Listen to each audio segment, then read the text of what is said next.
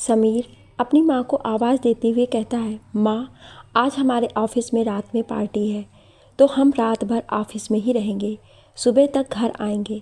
आप अच्छे से घर के दरवाजे बंद कर लेना और बाहर वाले गेट का ताला लगा देना। बेटा, बहू भी जाएगी क्या तुम्हारे साथ? माँ, तुम हमेशा फालतू के ही सवाल करती हो। अब मेरे ऑफिस की पार्टी है, सीमा भी मेरे ऑफिस में ही काम करती है, तो हम दोनों को ही साथ में पार्टी में जाना होगा। इसमें पूछने वाली कौन सी बात है? नहीं बेटा, मैं तो बस ऐसी ही पूछ रही थी। सीमा अपने कमरे से निकल कर आई और समीर से बोली, सुनो, मुझे फटाफट से मार्केट ले चलो। मेरी ड्रेस के मैचिंग की इयररिंग्स नहीं मिल रहे हैं, पता नहीं कहाँ रख दिए हैं। समीर बाइक निकालकर फटाफट से सीमा को मार्केट ले गया। रात के 8 बज रहे थे। ममता जी रसोई में जाकर देखती हैं कि कुछ खाने को रखा हो तो अपने पति को समय से खाना दे दें और कुछ खा भी लें। पूरी रसोई को देख लिया पर खाने के लिए तो कुछ भी नहीं था। तब तक समीर भी मार्केट से आ गया। ममता जी अपनी बहू से कहती हैं, बेटा, खाने के लिए आज क्या बनाया है? तुम्हारे बाबूजी के खाने का समय हो गया है, उसके बाद उन्हें रात की दवाइयाँ भी देनी पड़ती है। माँ जी, अब मैं तुम लोगों के लिए खाना बनाती रहूं या फिर अपने ऑफिस की पार्टी में जाने के लिए तैयार हूँ? मैंने तो आज तुम लोगों के लिए कुछ भी नहीं बनाया है और हम लोग वैसे भी ऑफिस की पार्टी में जा रहे हैं, उधर ही खाना खाएंगे। तुम लोग अपना देख लो। समीर और सीमा तैयार होकर अपने ऑफिस की पार्टी के लिए निकल गए। ममता जी रात के खाने के लिए कुकर में तहरी चढ़ा दी, अपने पति को निकाल कर दी। दोनों ने साथ में ही तहरी खा ली। मनोज जी कहते हैं, कितने दिनों से अपने बेटे से कह रहा हूँ कि हमारे कमरे का पंखा ख़राब हो गया है, उसको ठीक करा दो, लेकिन बेटा तो हमेशा किसी न किसी काम में बिजी रहता है। आज हमारे कमरे के पंखे को ख़राब हुए पूरे 20 दिन हो गए हैं। 20 दिन से कहते कहते मेरा तो मुंह भी दुख गया, लेकिन बेटा पंखा सही कराने के लिए तैयार ही नहीं है। और देखा तुमने ममता, बहू ने अभी मार्केट जाने के लिए कहा, अपने कानों का कुछ खरीदना था, तो कैसे बेटा तुरंत मोटरसाइकिल निकाल कर चला गया। लेकिन हमारे कामों के लिए हमारे बेटे के पास समय नहीं है। मई जून की भयंकर गर्मी पड़ रही है, मुझसे तो ठीक से खाना भी नहीं खाया जाता ऐसी गर्मी में। आजकल के बच्चों के पास माता पिता के लिए और उनके कामों के लिए समय नहीं है, और बाकी सारी दुनिया भर के काम करने के लिए उनके पास समय होता है। तुमने वो अगरबत्ती के पैकेट का हाथ वाला पंखा बनाया था, वही दे दो, कम से कम उसी को हिलाता रहूँगा। नींद तो ऐसी गर्मी में आ ही नहीं रही है। आंगन में भी अगर चारपाई डालेंगे तो एक पत्ता भी नहीं हिल रहा है, ऊपर से मच्छर अलग काट रहे हैं। ममता जी कहती हैं, कल बेटे से कहेंगे कि हमारा पंखा ठीक करा दो, नहीं तो हम दोनों इतनी गर्मी में बीमार पड़ जाएंगे, फिर तुम्हारा ही काम बढ़ जाएगा। इतना कहकर ममता जी रसोई में बर्तनों को रखने चली गईं। उसके बाद चाबी उठाकर गेट पर ताला लगाया और सारे कमरों को चेक करने लगी कि सबके गेट बंद हैं या नहीं। जब वो बहू बेटे के कमरे में गई तो देखा बहू बेटा तो अपने कमरे का एसी खुला छोड़ गए। कमरे में एकदम से ठंडक है, पूरा कमरा ऐसा ठंडा है जैसे शिमला हो। उसे कमरे में 2 मिनट खड़े होकर ममता को ऐसे लग रहा है जैसे चैन की सांस आई हो। वो एसी को बंद करने की कोशिश करती है कि बहू बेटा तो सुबह तक आएंगे तो फालतू में ही चलता रहेगा, लेकिन उनको समझ ही नहीं आया कि उसको बंद कैसे करना है। बहुत देर तक उन्होंने कोशिश की लेकिन बंद नहीं कर पाई। अपने कमरे में आकर के मनोज जी से कहा, आज सच में बहुत गर्मी है, बहू बेटे के कमरे का एसी तो फालतू में ही चल रही है और मुझे बंद करना भी नहीं आ रहा। तो ऐसा करते हैं, हम दोनों अपनी दरी लेकर के उधर ही कमरे में बिछाकर सो जाएंगे, कम से कम सुकून की नींद तो आएगी। ममता जी 2 दरी लेकर के बहू और बेटे के कमरे में ज़मीन में सो गईं। एसी की ठंडक में उन्हें ऐसी नींद आई कि पता ही नहीं चला कि कब सुबह के 5 बज गए। सुबह 5 बजे बेटा बहू जब अपने ऑफिस की पार्टी करने के बाद घर आए तो उनके पास गेट की दूसरी चाबी पहले से ही थी। मेन गेट का दरवाज़ा खोलकर वो अपने कमरे में आए। अपने कमरे में माता पिता को लेटा हुआ देख करके बहू बेटे दोनों आग बबूला हो गए। दोनों का गुस्सा 7वें आसमान पर चढ़ गया। चिल्लाते हुए बेटा बोला, माँ, आप इस कमरे में क्या कर रही हो? ये मेरा और सीमा का कमरा है, आप मेरे कमरे में क्यों सो रही हो? हड़बड़ाते हुए मनोज जी और ममता जी उठ गए। उन्हें तो समझ ही नहीं आया कि वह अपने बेटे बहू से क्या कहें। तब तक बहू बोल पड़ी, इस घर में प्राइवेसी नाम की तो कोई चीज़ ही नहीं है। बहू बेटे के कमरे में सो रही हो, शर्म नहीं आती? तुम्हारा कमरा है तो उसमें क्यों नहीं लेटी? मेरे कमरे में आ करके क्यों सो गई? और तुम्हारी हिम्मत कैसी हुई मेरे कमरे में आ करके सोने की? दबी आवाज़ में ममता जी कहती हैं, बेटा वो मेरे कमरे का पंखा इतने दिनों से ख़राब है। तुमसे तुम्हारे पिताजी कितने दिनों से पंखे को ठीक करने के लिए कह रहे हैं, लेकिन तुमने उसे ठीक नहीं कराया। रात में जब मैं तुम्हारे कमरे का दरवाज़ा बंद करने आई तो कमरा बहुत ठंडा था। एसी बंद करने की कोशिश की तो मुझसे हुआ नहीं, तो मैंने सोचा कि तुम्हारा कमरा इतना ठंडा है तो क्यों ना हम इसी कमरे में सो जाएं। वैसे भी तुम लोग तो थे नहीं और हम तुम्हारे कमरे में अपने बिस्तर बिछाकर सो गए। सीमा चिल्लाते हुए कहती है, उठाओ अपना बिस्तर और निकल जाओ मेरे कमरे से। शर्म नहीं आती है बहू बेटे के कमरे में सोते हुए? इतना ही ज़्यादा शौक़ है तो ख़रीद क्यों नहीं लेती एसी? और तुम कब से एसी में सोने लग गई? कभी देखा भी है एसी? ये एसी भी मेरा है, मेरे पापा ने इसको दहेज में दिया था। इससे पहले तो तुमने कभी एसी की शक्ल भी नहीं देखी होगी। बहू अपना उल्टा सीधा बोले जा रही थी, लेकिन बेटा कुछ भी नहीं कह रहा, बल्कि अपनी पत्नी की बातों में हाँ मिला रहा है। मनोज जी अपना बिस्तर उठाकर अपने कमरे में चले गए। पीछे से बहू अपने सास ससुर से चिल्लाते हुए कहती है, अपने कमरे में बिना पंखे के सो जाते तो मर थोड़ी न जाते। आ करके मेरे कमरे में सो गए, सारा कमरा गंदा कर दिया। अब मुझे पूरे कमरे की सफाई करनी पड़ेगी। ममता जी और मनोज जी अपने कमरे में आ करके सर पकड़कर बैठ गए, क्योंकि उनके बहू बेटे ने इतनी ज़्यादा बेइज्जती कर दी थी। वो अपने आप को कोस रहे थे कि क्यों वो बहू बेटे के कमरे में सोने के लिए गए, इधर ही बिना पंखे वाले कमरे में सोते रहते। जितना तो हम सुकून से भी सो नहीं पाए, उससे ज़्यादा बेटे बहू ने हमें सुना दिया है। ममता जी अपने पति से शिकायत करती हुई कहती हैं, जब से बेटे की शादी हुई है वो बहुत बदल गया है। बहू कुछ भी कहती है वो उसके हाँ में हाँ मिलाता है। अपने माँ बाप की उसे तकलीफ़ दिखाई नहीं देती है। खुद तो एसी में सोता है और हमारे लिए पंखे की भी व्यवस्था नहीं करता है। क्या हमें गर्मी नहीं लगती? और जब से बहू के मायके से एसी आया है तब से बहू ने अपने एसी के गुणगान गा गा कर मेरा तो जीना दूभर कर दिया है। बेटा बहू सुबह के 5 बजे आ गए थे। इसके बाद उन्होंने मनोज जी और ममता जी को इतना कुछ सुना दिया था। बहू बेटे तो अपने कमरे में जाकर इतना कुछ कहने के बाद जाकर सो गए, लेकिन मनोज जी और ममता जी को तो तब से नींद नहीं आई। वो छत पर जाकर बैठ गए कि थोड़ा बहुत छत पर सुकून मिले, लेकिन उधर भी बहुत गर्मी थी। सुबह होते ही ममता जी घर के कामों में लग गई। बहू की तो रात भर पार्टी चली थी, इसलिए वो तो सुबह जल्दी उठने वाली नहीं थी। और फिर आज तो रविवार था, 10 बजे से पहले बहू बेटे सोकर नहीं उठेंगे। ममता जी रसोई में अपने और पति के लिए चाय बनाती हैं, उसके बाद सबका खाना बनाकर रख देती हैं।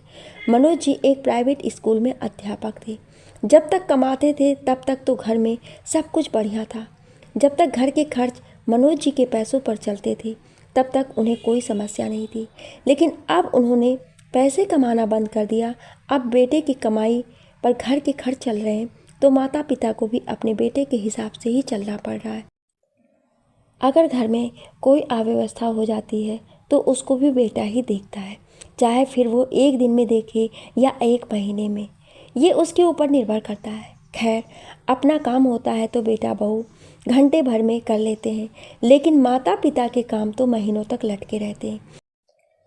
मनोज जी अपने कमरे में बैठे चाय पी रहे हैं और सोच रहे हैं कि जब से उन्होंने कमाना बंद किया है तब से बेटे बहू का व्यवहार कुछ ज़्यादा ही उनके प्रति बदल गया है।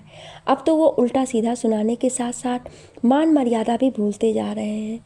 उन्हें ये भी नहीं पता कि अपनों से बड़ों से किस तरह से बात की जाती है। अरे, अगर मेरी पत्नी को गर्मी लग रही थी, वो उनके कमरे में सो भी गई तो क्या ऐसा गुनाह कर दिया था उसने, जो बेटे बहू ने उसे इतना सुनाया। मैंने अपने बेटे बहू के लिए इतना कुछ किया, वो तो उन दोनों को दिखाई नहीं देता। 2 साल से मैंने नौकरी करनी बंद कर दी है, उसके पहले तो मैं ही घर के सारे खर्च चलाता था। मैंने तो बहू बेटों पर कोई बंदिश नहीं लगाई। लाइट का जितना भी बिल आता था मैं ही देता था, लेकिन आज पंखे का बिल देने के चक्कर में बेटा मेरे कमरे का पंखा ठीक नहीं करा रहा है और अपने कमरे में एसी तक खुला छोड़ जाता है। इस तरह से घर पर खाली बैठना मनोज जी को अच्छा नहीं लग रहा है। अपनी पत्नी को जब वो दिन भर रसोई में काम करते देखते हैं और बहू को आराम करते देखते हैं तो वो सोचते, क्या मेरी पत्नी का सारा बुढ़ापा इसी तरह से काम करते करते जाएगा? क्या वो पूरी ज़िंदगी रसोई का काम, झाड़ू पोछा, बर्तन करती रहेगी? उसे कभी आराम नहीं मिलेगा। बहू तो अपना आराम से ऑफिस के लिए निकल जाती है। जितना मन होता है उतना काम करती है, नहीं होता है तो नहीं करती है। एक दिन ममता जी टीवी पर रामायण देख रही थी। बहू आई और हाथ से रिमोट छुड़ाकर फटाक से टीवी को बंद कर दिया और चिल्लाते हुए बोली, पूरा दिन बैठकर टीवी देखती रहती हो, लाइट का बिल तो हमें देना पड़ता है। अब से टीवी आप सुबह शाम ही चलाएंगी, पूरे दिन टीवी चलाने की ज़रूरत नहीं है। बेचारी ममता जी अपनी बहू के डर से आहत होकर कमरे में आकर रोने लगी कि घर भी उनका है, टीवी भी उनकी, लेकिन लाइट का बिल बेटे को देना पड़ता है तो बहू टीवी भी नहीं चलाने दे रही है। अपनी पत्नी की ऐसी हालत देखकर मनोज जी उठते हैं और उठकर बाहर निकल गए। उनकी पत्नी के प्रति बहू बेटे का ऐसा व्यवहार उन्हें बेचैन कर रहा है। अब उन्होंने सोच लिया था कि वो कुछ ना कुछ ऐसा करेंगे जिससे वो अपने ही घर में आराम से रह सकें, अपनी पत्नी को थोड़ी सी सुख सुविधा दे सकें, कुछ ऐसा कर सके जिससे बहू मेरी पत्नी के ऊपर बंदिशें ना लगाए, अपने घर में वो खुल कर रह सके। मनोज जी का इसी शहर में हाईवे के पास एक प्लॉट डाला हुआ है। एक दिन मनोज जी अपने बेटे से कहते हैं, बेटा, मैंने जो हाईवे वाला प्लॉट खरीदा था, अब मैं उसको बेचने जा रहा हूँ। उसके लिए खरीदार भी मिल गए हैं। प्लॉट बेचने की बात सुनकर बेटा भड़कते हुए कहता है, तुम्हारा दिमाग खराब हो गया पापा। माँ बाप तो अपने बच्चों के लिए प्रॉपर्टी जोड़ कर रखते हैं, जितना हो सके उतना करने की कोशिश करते हैं, और आप खरीदी हुई प्रॉपर्टी को बेचने की बात कर रहे हैं। आप उसे प्लॉट को नहीं बेच सकते हैं। मनोज जी नाराज होते हुए कहते हैं, वो मेरा प्लॉट है, मैंने खरीदा था, मैं उसको बेचूं या उसको रखूं, ये मेरी मर्जी है। जब तुम्हारे कमरे में हम तुम्हारी मर्जी के बिना नहीं जा सकते हैं तो मेरे प्लॉट बेचने में तुम अपनी मर्जी क्यों चला रहे हो? तुमने तो नहीं खरीदा था उस प्लॉट को। मनोज जी का दो टूक सा जवाब पाकर समीर और सीमा दोनों का मुंह उतर गया। कमरे में जाकर सीमा समीर से कहती है, तुम्हारे पापा बहुत नाराज़ लग रहे हैं, एक काम करो, तुम उनके कमरे का पंखा ठीक करवा दो, जिससे उनकी नाराज़गी कुछ कम हो जाएगी, और किसी तरह से उनको प्लॉट बेचने से मना करो। मनोज जी की नाराज़गी को देखकर कि समीर उनके कमरे में आया और फैन को उतार कर उसको ठीक कराने के लिए ले जाने लगा। मनोज जी पीछे से कहते हैं, समीर, अब तुम्हें मेरे पंखे को ठीक कराने की ज़रूरत नहीं है, मैं अपना पंखा खुद ठीक करा लूँगा। तुम्हारे भरोसे में बहुत बैठ लिया, अब नहीं बैठूँगा। जब तक हाथ पैर चल रहे हैं तब तक दिमाग भी चलाता रहूँगा। मुझे तो लग रहा था कि अब मेरा बेटा नौकरी करता है, बहू भी नौकरी करती है, तो अब हम दोनों घर की जिम्मेदारियों से मुक्त हो जाएंगे। लेकिन नहीं, हम पर तो और ज़्यादा बंधन लग गए हैं, और तुम्हें लगता है कि मेरा पंखा ठीक कराने से मैं अपना प्लॉट नहीं बेचूंगा, तो तुम गलत हो। मैंने बहुत अच्छी तरह से सोच लिया है कि मुझे क्या करना है।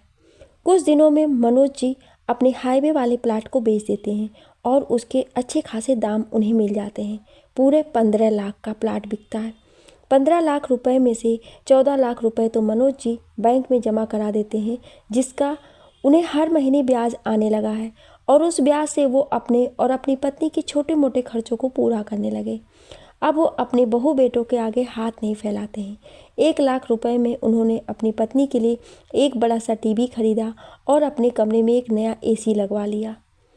जिस दिन मनोज जी ने अपने कमरे में एक नया एसी और नया टीवी लगवाया था, उस दिन बहू बेटे ऑफिस में थे। उन्हें पता ही नहीं था कि पापा ने अपने कमरे में नया एसी और टीवी लगवाया है। रोज़ की तरह बेटा बहू अपने कमरे में सोने के लिए गए, तभी उन दोनों के कमरे से तेज़ तेज़ बोलने की आवाज़ आने लगी कि पता नहीं उनका एसी कैसे ख़राब हो गया है, एसी चल नहीं रहा है। समीर एसी को ठीक करने वाले को फ़ोन करता है। रात होने की वजह से वो रात में आने से मना कर देता है, कहता है मैं कल आकर के देखूँगा। समीर और सीमा को तो एसी में सोने की आदत है, बिना एसी के तो वो सो नहीं सकते हैं। कूलर तो एक ही था जो पापा के कमरे में लगा हुआ था, और वो तो बहुत समय से ख़राब पड़ा है। समीर ने कभी उसको ठीक ही नहीं कराया, और महीने भर से तो उनका पंखा भी ख़राब है, जिसको ठीक कराने के लिए मनोज जी अपने बेटे से कई बार बोल चुके थे। गर्मी की वजह से बेटा बहू दोनों ही अपने कमरे से बाहर आकर आंगन में बैठ गए। उन्हें अपनी माँ और पापा के कमरे से टीवी चलने की आवाज़ सुनाई दी। तो सीमा ने कहा, ये टीवी की आवाज़ कहाँ से आ रही है? हॉल का टीवी तो बंद है, शायद माँ के कमरे से टीवी चलने की आवाज़ आ रही है। समीर कमरे में गया तो देखा है माँ कुर्सी पर बैठी हुई टीवी पर रामायण देख रही है। पास में ही दीवान पर मनोज जी लेटे हैं। पीछे पीछे से सीमा भी आई तो चिल्लाती हुई बोली, मैंने आपको कितनी बार मना किया था कि रात में टीवी मत चलाया करो, फिर भी लाइट का बिल बढ़ाने के लिए इतनी देर तक टीवी चला रही हो। और ये इतना बड़ा टीवी कब खरीदा तुमने? कहाँ से आए इतने पैसे? तभी अचानक से सीमा की नज़र कमरे में एसी पर गई। चिल्लाकर बोली, ये एसी कहाँ से आया? कब लगवाया तुमने इसको? कहाँ से आए इतने सारे पैसे? सीमा ममता जी के हाथ से रिमोट लेकर टीवी को बंद करने जा ही रही थी कि मनोज जी सीमा को टोकते हुए कहते हैं, बहू टीवी को मत बंद करना, ये टीवी मैंने खरीदी है, ये मेरा घर है, मेरा कमरा है, मेरी टीवी है, मुझे इस कमरे में जो करना होगा मैं करूँगा। मनोज जी की बात सुनकर के सीमा के कदम जहाँ थे वहीं रुक गए। और हाँ, ये एसी और टीवी मैंने अपने पैसों से ख़रीदा है। मैंने तुम्हें बताया था ना कि मैं अपना प्लॉट बेच रहा हूँ, मैंने उसको बेच दिया है। उसके सारे पैसे मैंने तुम्हारी माँ के नाम करवाए हैं। उनमें से कुछ पैसे निकाल कर मैंने नया टीवी और एक एसी लिया है। बेटा, तुमसे तो कहते कहते इतने दिन हो गए, लेकिन तुमने मेरा एक पंखा तक ठीक नहीं कराया, क्योंकि तुम्हें अब मेरे ऊपर 1000 रुपये भी खर्च करना बहुत मुश्किल लगता है, जबकि मैंने तुम्हारे लिए लाखों की प्रॉपर्टी छोड़ रखी है। वो तुम्हें नहीं दिखाई देती है। जब तुम अपने 1000 रुपये मेरे ऊपर नहीं खर्च कर सकते हो तो मैं अपनी लाखों की प्रॉपर्टी तुम्हारे लिए क्यों छोड़ूं? उसी में से कुछ प्रॉपर्टी बेचकर अपना बुढ़ापा भी आराम से काट लूँगा। नहीं चाहिए मुझे तुम्हारे पैसे। और बहू, आज के बाद मेरी पत्नी को टीवी देखने से मना मत करना, क्योंकि इस घर के लाइट का बिल अब मैं दूंगा, तुम्हें देने की ज़रूरत नहीं है। और हाँ, मेरे उस लाइट के बिल में तुम अपना एसी आराम से चलाना, मैं तुम्हें मना नहीं करूँगा। मनोज जी की बात सुन करके बेटा बहू चुपचाप से कोने में खड़े रह गए। उन्हें ऐसा लगा कि उनके पिताजी ने उनके गाल पर अपमान का ऐसा झन्नाटेदार चाटा मारा है जिसकी वजह से उनके माथे पर पसीने की बूंदें उभर गईं। दोनों अपने माँ बाप के कमरे से निकलकर आंगन में आकर बैठ गए। क्या करें, आज तो उनका एसी भी खराब हो गया है। आंगन से छत और छत से आंगन पर टहलते रहे, लेकिन उनकी हिम्मत नहीं हो रही थी कि अपने पिताजी से कह दे कि मेरे कमरे का एसी खराब हो गया है, तो क्या आपके कमरे में सो सकता हूँ? तो दोस्तों, माता पिता तो हमारे लिए कितना कुछ करते हैं, लेकिन हम ही उन्हें ऐसे कठोर निर्णय लेने के लिए मजबूर करते हैं। अगर हम उनकी छोटी मोटी ज़रूरतों को पूरा करते रहेंगे तो उन्हें ऐसे बड़े निर्णय लेने की ज़रूरत ही नहीं पड़ेगी। और सच में जब बेटे नहीं करते हैं तो ऐसे कठोर निर्णय लेना भी ज़रूरी हो जाता है। हम अपना सब कुछ बेटों को देकर भी उन्हीं के सामने अपने हाथ फैलाकर मांगे, ये भी तो सही नहीं है। इससे अच्छा हमारे पास जो है हक के साथ हम उसी का इस्तेमाल करें तो ज़्यादा बेहतर है। लिखने और बोलने में कोई त्रुटि हुई हो उसके लिए क्षमा प्रार्थी हूँ। आपको ये कहानी कैसी लगी हमें कमेंट करके ज़रूर बताएं, और ऐसी ही कहानियाँ सुनने के लिए हमारे चैनल को सब्सक्राइब ज़रूर करें। Thank you.